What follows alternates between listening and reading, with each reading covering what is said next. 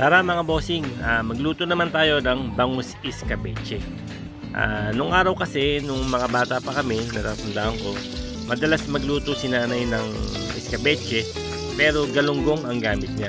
Pipirito niya yung galunggong, nakukuluan sa tubig, suka, asukal na pula, luya.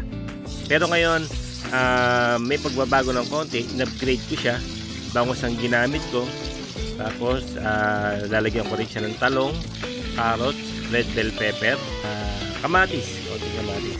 Yung escabeche naman kasi mga bossing, para lang siyang sweet and sour. Pero siguro para sa akin, ito yung old version ng sweet and sour. Escabeche kung tawagin. Hindi lang ako sigurado yan, para sa akin lang naman.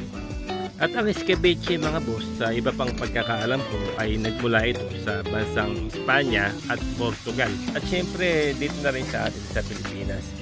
Na pag sinabi raw na escabeche, dapat ang sangkap nito ay may mga sibuyas, bawang, gulay at marinated fish.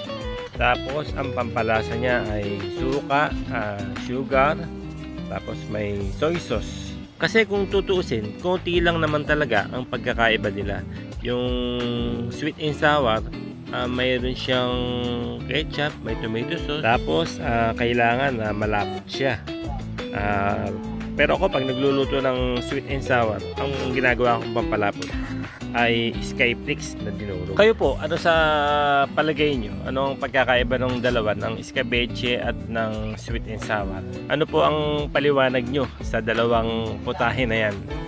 Pa-comment naman at pa-comment na rin kung taga saan ka para alam ko kung saan nakarating o nakaabot ang video na ito.